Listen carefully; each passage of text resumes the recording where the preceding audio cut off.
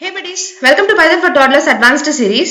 So previous video la நம்ம என்ன பார்த்தோம் அப்படினா polymorphismனா என்ன அது வந்து எப்படி நாம classes and methodsலயும் functionsலயும் அதை எப்படி நாம implement பண்றது அப்படினா நாம வந்து பார்த்திருந்தோம். So previous video பார்க்காம யாராவது straight அந்த வீடியோ பார்த்துட்டு இருக்கீங்க அப்படினா so நம்ம previous-ஆ போட்ட வீடியோ பார்த்துட்டு இப்ப நீங்க பார்த்துட்டு இருக்க வீடியோ நீங்க பார்க்க கண்டினியூ பண்ணுங்க. அப்பதான் நம்ம further-ஆ பார்க்க போற concepts எல்லாமே உங்களுக்கு இன்னும் ரொம்பவே clear-ஆவும் தெளிவாவும் உங்களுக்கு வந்து புரியும். ஓகே, இன்னைக்கு இந்த வீடியோல நம்ம என்ன பார்க்க போறோம் அப்படின்னா என்கேப்சுலேஷன்னா என்ன அப்படின்னு நம்ம வந்து பார்க்க போறோம். ஓகே, ஜூபிட்டர் நோட்புக் ஓபன் பண்ணிக்கலாம். சோ இந்த சீரீஸ்ல நம்ம கம்ப்ளீட்டா நம்ம ஊப்ஸ் கான்செப்ட் தான் நம்ம வந்து பார்த்துட்டு இருக்கோம். சோ இந்த சீரீஸ்ல நம்ம வந்துட்டு கிளாஸஸ் அண்ட் ஆப்ஜெக்ட்ஸ் மெத்தட்ஸ்னா என்னங்கறத பார்த்தாச்சு. அதுக்கப்புறம் கன்ஸ்ட்ரக்டர்னா என்னங்கறத பார்த்தாச்சு. அதுக்கப்புறமேட்டு இன்ஹெரிட்டன்ஸ்னா என்ன, அதுல என்ன டைப் ஆஃப் இன்ஹெரிட்டன்ஸ் இருக்கு, ஒரு இன்ஹெரிட்டன்ஸ்க்கும் இன்னொரு இன்ஹெரிட்டன்ஸ்க்கும் என்ன டிஃபரன்ஸ் இருக்குங்கிறத நம்ம நிறைய எக்ஸாம்பிள்ஸோட பார்த்திருந்தோம். அதுக்கப்புறம் பாலிமார்பிசம்னா என்ன, பாலிமார்பிசம் நம்ம வந்துட்டு பைத்தான்ல அச்சீவ் பண்றதுக்கு நம்மளுக்கு என்னென்ன டெக்னிக்ஸ் இருக்கு, சோ ஒவ்வொரு டெக்னிக்ஸுக்கும் என்ன டிஃபரன்ஸ், அதை எப்படி அப்ளை பண்றதுங்கிறத நம்ம வந்துட்டு ப்ரீவியஸா போட்ட வீடியோஸ்ல இது வரைக்கும் பார்த்திருக்கோம். சோ இப்போ இந்த வீடியோல நம்ம என்ன கான்செப்ட் பார்க்க போறோம் அப்படின்னா இந்த என்கேப்சுலேஷன்ங்கிற ஒரு புது கான்செப்ட் தான் நம்ம வந்து பார்க்க போறோம். சோ ஊப்ஸ் பொறுத்த வரைக்கும் என்கேப்சுலேஷன்ங்கிறது ரொம்பவே முக்கியமான கான்செப்ட். சோ எதனால முக்கியம்ங்கிறது என்கேப்சுலேஷன் என்னன்னு தெரிஞ்சதுக்கு அப்புறம் உங்களுக்கே ரொம்பவே டீடைல்டா புரியும்.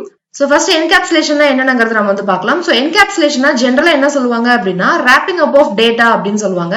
சோ எதை வந்து ராப் பண்ணிருக்கும் அப்படின்னு பாத்தீங்கன்னா டேட்டாவையும் மெத்தடையும் ஒரு சிங்கிள் யூனிட்குள்ள ராப் பண்ணிருக்கும் அப்படின்னு சொல்லுவாங்க. சோ இதுக்கு வந்துட்டு ஜெனரலா என்ன எக்ஸாம்பிள் சொல்லுவாங்க அப்படின்னு பாத்தீங்கன்னா கேப்சூல் வந்து எக்ஸாம்பிள் சொல்லுவாங்க. சோ நம்ம டேப்லெட்ஸ்ல நம்ம பார்த்திருக்கோம் இல்லையா, சோ இந்த பக்கம் நம்மளுக்கு ஒரு பார்ட் இருக்கும், அதுக்கப்புறம் இந்த பக்கம் ஒரு பார்ட் இருக்கும். சோ ரெண்டுமே நம்மளுக்கு வந்துட்டு என்கேப்சுலை இருக்கும் இல்லையா, அதாவது க்ளோஸ்டா இருக்கும். சோ உள்ள வந்துட்டு நம்மளுக்கு கண்டென்ட்ஸ் வந்து இருக்கும். சோ இந்த கேப்சூல தான் நம்மளுக்கு வந்துட்டு என்கேப்சுலேஷனுக்கு எக்ஸாம்பிளா சொல்லுவாங்க. பிகாஸ் நம்மளுக்கு வந்துட்டு டேட்டாவையும் மெத்தடையும் நம்மளுக்கு வந்துட்டு ஒரு யூனிட்டுக்குள்ள நம்மளுக்கு வந்து இந்த மாதிரி கம்பைன் பண்ணி இருக்கும்.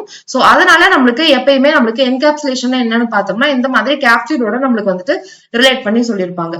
சோ இது வரைக்கும் நம்ம போட்ட ப்ரோக்ராம்ஸ்ல நம்ம எந்த இடத்துல எல்லாம் டேட்டாவையும் மெத்தடையும் ஒரு சிங்கிள் யூனிட்ல வச்சிருக்கோம் அப்படின்னு பாத்தீங்கன்னா நம்மளோட கிளாஸ்ல தான் நம்ம வந்துட்டு ஒரு சிங்கிள் யூனிட்ல வைப்போம். So say for example class A இருக்கு அப்படின்னு பாத்தீங்கன்னா இந்த இடத்துல b is equals to 10 அப்படின்னு சொல்லிட்டு ஒரு வேல்யூ தரும். அதுக்கப்புறமேட்டு ஒரு ஃபங்க்ஷனை டிஃபைன் பண்ணுவோம். சோ இந்த மாதிரி சம் அப்படின்னு சொல்லிட்டு அந்த பிரிண்ட் ஸ்டேட்மெண்ட்ல b வந்து பிரிண்ட் பண்ண சொல்றோம், நம்ம கோட் எழுதிருந்தோம் அப்படின்னா. சோ இந்த இடத்துல பாத்தீங்க அப்படின்னா உங்களுக்கு வந்து டேட்டாவும் இருக்கு, உங்களோட மெத்தடும் இருக்கு. சோ ரெண்டுமே கம்பைன் பண்ணி நம்மளுக்கு வந்துட்டு ஒரு பிளாக் உள்ள இருக்கு. எங்க இருக்குன்னு பாத்தீங்கன்னா கிளாஸ்ல வந்து இருக்கு. சோ இதுதான் வந்துட்டு என்கேப்சுலேஷன்ல ராப்பிங் அப் ஆஃப் டேட்டா அப்படின்னு சொல்லுவாங்க. சோ இந்த இடத்துல நம்மளுக்கு எதுக்காக என்கேப்சுலேஷன் நம்மளுக்கு மெயினா ப்ரோக்ராமிங் கான்செப்ட்ல தேவைப்படுது அப்படின்னு பாத்தீங்கன்னா டேட்டாவை ப்ரொடெக்ட் பண்றதுக்காகவும் டேட்டாவை ஹைட் பண்றதுக்காகவும் நம்மளுக்கு வந்துட்டு யூஸ் ஆகும். சோ என்கேப்சுலேஷன் நம்மளுக்கு எந்த மாதிரி இடத்துல யூஸ் ஆகும், எதுக்காக இது வந்து ப்ரொடெக்ட் பண்றதுக்கும் ஹைட் பண்றதுக்கும் யூஸ் ஆகுதுங்கிறத ஒரு சின்ன எக்ஸாம்பிள் மூலமா நம்ம வந்து பார்க்கலாம். ஓகே, இப்போ என்னோட கோட் நான் இந்த இடத்துல நான் வந்து போட்டுட்டேன். சோ போட்டுட்டு நான் ரன் பண்றேன். சோ ரன் பண்ணும்போது எனக்கு வந்து அவுட்புட் வந்திருக்கு. சோ இந்த இடத்துல என்ன பண்றேன் அப்படின்னு பாத்தீங்கன்னா ஒரு கிளாஸ் வந்துட்டு நான் கிரியேட் பண்ணிருக்கேன். கிளாஸோட நேம் வந்துட்டு டெஸ்ட், அதுக்கப்புறம் ஒரு மெத்தடோட சொல்லியிருக்கேன். மெத்தடோட நேம் வந்துட்டு டீடைல், உள்ள வந்துட்டு அக்செப்டிங் பேராமீட்டரா நான் வந்துட்டு ரெண்டு வந்து கொடுத்திருக்கேன், ஒன்னு நேம் ஒன்னு ஏஜ். சோ அது ரெண்டுமே நான் வந்துட்டு செல்ஃப் டாட் நேம்லயும் செல்ஃப் டாட் ஏஜ்லயும் வாங்குற மாதிரி நான் கோட் பண்ணிருக்கேன். அதுக்கப்புறமேட்டு இந்த டெஸ்ட்டுக்கு அந்த நம்மளோட கிளாஸுக்கு ஒரு ஆப்ஜெக்ட் கிரியேட் பண்றேன். சோ ஆப்ஜெக்ட் கிரியேட் பண்ணதுக்கு அப்புறமேட்டு அந்த ஆப்ஜெக்ட் வச்சு அந்த மெத்தட நான் கால் பண்ணும்போது ரெண்டு பேராமீட்டர்ஸ் நான் வந்து பாஸ் பண்றேன். சோ ஜான் ஏஜ் அப்படின்னு சொல்லிட்டு நான் தரேன். சோ ஜான்ங்கிறது நேமுக்கு போகும், ஏஜ்ங்கிறதுல 23ங்கிற வேல்யூ போகும். அதுக்கப்புறம் இந்த கிளாஸ்க்கு வெளியே நான் என்ன பண்றேன் அப்படின்னு பாத்தீங்கன்னா ரெண்டு பிரிண்ட் ஸ்டேட்மெண்ட் யூஸ் பண்ணி அந்த ஜானையும் அந்த 23ங்கிற ஏஜ் நான் வந்து பிரிண்ட் பண்ண ட்ரை பண்றேன். சோ ஆப்ஜெக்டோட நேம் பிளஸ் அந்த வேரியபிளோட நேம் நான் கொடுத்திருக்கேன். அந்த இடத்துல நம்ம தரும்போது என்ன ஆகும் பாத்தீங்கன்னா நேம் நம்மளுக்கு என்ன கண்டென்ட் இருக்கோ அது பிரிண்ட் ஆகும். சோ அதே மாதிரி ஏஜ் பிரிண்ட் பண்ணுன்னு சொல்லும்போது நம்மளுக்கு வந்து 23 அப்படின்னு சொல்லி நம்மளுக்கு வந்து கரெக்டா பிரிண்ட் ஆயிருக்கு. சோ இது நார்மலா நம்மளுக்கு நடக்கக்கூடிய எக்ஸிகியூஷன் தான். சோ இப்போ நான் என்ன பண்றேன் அப்படின்னா இதே கோட வந்துட்டு நான் வந்துட்டு இன்னொரு ப்ரோக்ராம் இருக்கு நான் வந்து தரேன். சோ இன்னொரு ப்ரோக்ராமுக்கு தந்துட்டு நான் என்ன சொல்றேன் அப்படின்னு பாத்தீங்கன்னா சோ என்னோட நேம் அண்ட் ஏஜ் நான் வந்து பிரிண்ட் பண்ண மாதிரி நீங்க வந்துட்டு உங்களோட நேம் வந்துட்டு நீங்க பிரிண்ட் பண்ணுங்க, இதுக்கு கீழே வந்துட்டு உங்க நேம் வர மாதிரி நீங்க ஆட் பண்ணுங்க அப்படின்னு சொல்லி நான் சொல்றேன். சோ அந்த ப்ரோக்ராமர் பை மிஸ்டேக் என்ன பண்றாரு அப்படின்னு பாத்தீங்கன்னா இந்த இடத்துல வந்து ஆட் பண்ணிடுறாரு. அவங்க நேம் வந்துட்டு சக்தி அப்படின்னு கொடுத்துடலாம். சோ இப்போ நம்மளோட கோட வந்துட்டு நம்ம ரன் பண்ணலாம். சோ இப்போ ரன் பண்ணும்போது பாத்தீங்க அப்படின்னா வந்துட்டு என்னோட நேம் வந்துட்டு எனக்கு வந்து ரீப்ளேஸ் ஆயிடுச்சு. நான் உங்ககிட்ட சொன்னது என்ன அப்படின்னா சோ அவங்க நேம் அவங்க ஏஜ் பிரிண்ட் பண்ணதுக்கு அப்புறமேட்டு அவங்களோட பேரு எனக்கு இந்த இடத்துல வந்துட்டு சக்திங்கிறது பிரிண்ட் ஆகணும் அப்படின்னு தான் நான் வந்து சொல்லியிருந்தேன். ஆனா அவங்க கோட் பண்ணும்போது லைன் வந்துட்டு இந்த இடத்துல முன்னாடியே கொடுத்ததுனால நம்மளுக்கு வந்துட்டு ப்ரோக்ராம்ல இந்த மாதிரி நம்மளோட வேல்யூ வந்துட்டு மாறிடுச்சு. சோ இந்த இடத்துல வரைக்கும் அதாவது ஜான் 23 போற வரைக்கும் நம்மளுக்கு இந்த இடத்துல ஜான்ங்கிற கண்டென்ட் 10 தான் இருந்திருக்கும். இந்த இடத்துல 23ங்கிற வேல்யூ தான் நம்மளுக்கு இந்த இடத்துல இருந்திருக்கும். ஆனா இந்த இடத்துல 8th லைன்ல நான் ஆப்ஜெக்ட் டாட் நேமோட வேல்யூ வந்துட்டு சக்தி அப்படின்னு சொல்லிட்டு ஒரு லைனை நான் இந்த இடத்துல கொடுத்ததுனால எனக்கு என்ன ஆகுதுன்னா ஆப்ஜெக்ட் டாட் நேம பிரிண்ட் பண்ணு அப்படின்னு சொல்லும்போது நம்மளுக்கு இங்க இருக்கக்கூடிய ஜானை எடுக்காம இங்க இருக்கக்கூடிய சக்தியை எடுத்துட்டு வந்து நம்மளுக்கு இந்த இடத்துல பிரிண்ட் பண்ணிடுச்சு. சோ ஏஜ் வந்துட்டு இங்க இருக்கக்கூடிய 23 எடுத்துட்டு வந்து நம்மளுக்கு பிரிண்ட் பண்ணிடுச்சு. சோ இதுல நம்ம தெரிஞ்சுக்க வேண்டிய கான்செப்ட் என்ன அப்படின்னு பாத்தீங்கன்னா, சோ நீங்க ஆல்ரெடி நீங்க வந்துட்டு ஒரு கோடை நீங்க பில்ட் பண்ணி வச்சிருக்கீங்க.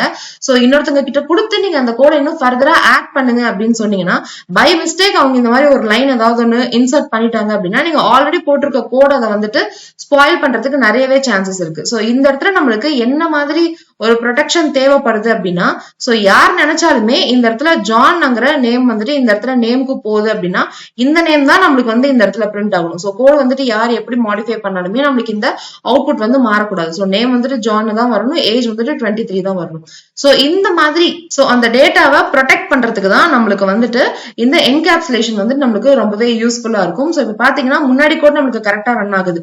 சோ இன்னொருத்தவங்க கிட்ட கோடு கொடுத்துட்டு அவங்க தப்பா ஒரு லைன் போட்டதுனால நம்மளுக்கு வந்து இந்த இடத்துல அவுட்புட்டே நம்மளுக்கு வந்து மாறிடுது. சோ இந்த இடத்துல இந்த நேம்ங்கிற வேரியபிள நம்ம வந்துட்டு ப்ரொடெக்டடா வச்சிருந்தோம் அப்படின்னா, அதாவது யாராலையும் மாத்த முடியாத ஒரு ஃபார்மேட்ல வச்சிருந்தோம் அப்படின்னா இவங்க இந்த மாதிரி இந்த லைன் கொடுத்தாலுமே நம்மளுக்கு வந்துட்டு அவுட்புட் இந்த மாதிரி தப்பா போகாம நம்மளுக்கு வந்து கரெக்டான அவுட்புட் தான் நம்மளுக்கு வந்து வந்திருக்கும்.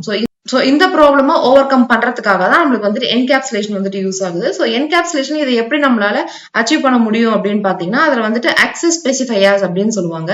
சோ ஆக்சஸ் ஸ்பெசிஃபையர்ஸ்ல நம்மளுக்கு என்னென்ன இருக்கு அப்படின்னு பாத்தீங்கன்னா ஒரு 3 டைப் வந்துட்டு இருக்கு. சோ ஃபர்ஸ்ட் வந்துட்டு என்ன டைப் அப்படின்னு பாத்தீங்கன்னா பப்ளிக், அதுக்கப்புறமேட்டு பிரைவேட், அதுக்கப்புறமேட்டு ப்ரொடெக்ட். சோ இந்த 3 access specifiers நம்மளுக்கு வந்துட்டு எதுக்காக யூஸ் ஆகும் அப்படின்னு பாத்தீங்கன்னா, நம்மளோட வேரியபிள் இருக்கு இல்லையா, சோ இந்த வேரியபிளையோ இல்ல நம்மளோட மெத்தடையோ நம்ம கிளாஸ்க்குள்ள கொடுத்துருப்போம் இல்லையா, சோ இந்த வேரியபிளையும் மெத்தடையும் நம்மளுக்கு வந்துட்டு ப்ரொடெக்ட் பண்றதுக்காக நம்மளுக்கு வந்துட்டு யூஸ் ஆகும். அதாவது மத்தவங்க அதை வந்துட்டு மாடிஃபை பண்ண முடியாத மாதிரி நம்மளுக்கு வந்து வைக்கிறதுக்காக யூஸ் ஆகும். சோ பப்ளிக்ல கொடுத்திருந்தீங்க அப்படின்னா அதை வந்துட்டு யார் வேணாலும் எப்படி வேணாலும் மாடிஃபை பண்ணலாம். சோ இந்த இடத்துல நம்ம பப்ளிக்கா கொடுத்திருக்கோம். சோ அதனாலதான் நம்மளால வந்து இந்த இடத்துல கொடுத்திருக்கிற நேம் நம்மளால இந்த இடத்துல வந்து மாடிஃபை பண்ண முடியுது. சோ இதுவே நம்ம வந்துட்டு பிரைவேட்டா நம்ம வச்சிருந்தோம் அப்படின்னா யாராலையுமே நம்மளால அந்த இடத்துல மாடிஃபை பண்ண முடியாது. சோ இந்த access specifiers இருக்கக்கூடிய இன்னொரு டைப் தான் வந்துட்டு ப்ரொடெக்டட். சோ ப்ரொடெக்டட் வந்துட்டு ஒரு பார்ஷியலி பிரைவேட் வேரியபிள் மாதிரி தான். சோ அதையுமே நம்மளால வந்துட்டு டைரக்டா நம்மளால மாடிஃபை பண்ண முடியாது. சோ எல்லா இடத்துக்குமே நம்மளுக்கு வந்துட்டு நம்ம கோட் டெவலப் பண்ணோம் அப்படின்னா நம்மளால அப்படியே நம்ம வந்து கொடுக்க முடியாது. சோ ஒரு சில வேரியபிள்ஸோட அக்சஸ் வந்துட்டு மத்தவங்களுக்கு போக முடியாம நம்ம ஸ்டாப் பண்ணணும் அப்படின்னா, இல்ல அந்த வேரியபிள் வந்துட்டு மத்தவங்களுக்கு தெரியாம இருக்கணும் அப்படின்னா அதுக்கு அந்த இடத்துல வந்து நம்மளுக்கு என்கேப்சுலேஷன் கான்செப்ட் வந்துட்டு யூஸ் ஆகும். சோ அதை அச்சீவ் பண்றதுக்கு நம்மளுக்கு இந்த 3 access specifiers யூஸ் ஆகும். சோ ஃபர்ஸ்ட் வந்துட்டு பப்ளிக், அதுக்கப்புறமேட்டு பிரைவேட், அதுக்கப்புறமேட்டு ப்ரொடெக்டட்.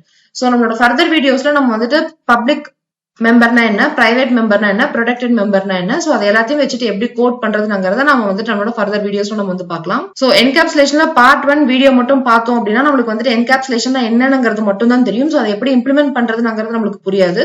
சோ அடுத்தடுத்து நம்ம போட போற பார்ட் 2 பார்ட் 3 வீடியோஸ் நீங்க பாத்தீங்க அப்படின்னா தான் இந்த ஒவ்வொரு access specifiersக்கும் என்னென்ன டிஃபரன்ஸ், அது வந்துட்டு எப்படி நம்மளுக்கு இந்த மாதிரி மாடிஃபிகேஷன்ஸ் ஆகாம நம்மளுக்கு வந்துட்டு எப்படி ப்ரொடெக்ட் பண்ணுதுங்கிறத உங்களால ரொம்பவே ஈஸியா புரிஞ்சுக்க முடியும். சோ இனி நம்ம பார்த்த கான்செப்ட் மூலமா என்கேப்சுலேஷன்னா என்ன, அது வந்துட்டு அச்சீவ் பண்றதுக்கு என்ன மெத்தட்ஸ் இருக்கு, சோ எதனால நம்மளுக்கு வந்துட்டு என்கேப்சுலேஷன் நம்ம ப்ரோக்ராமிங்ல யூஸ் ஆகுதுங்கிறத இந்த 2 எக்ஸாம்பிள் மூலமா உங்களுக்கு வந்துட்டு ரொம்பவே கிளியராவும் டீடைல்டாவும் புரிஞ்சிருக்கும் நான் நினைக்கிறேன். Happy learning. Bye by.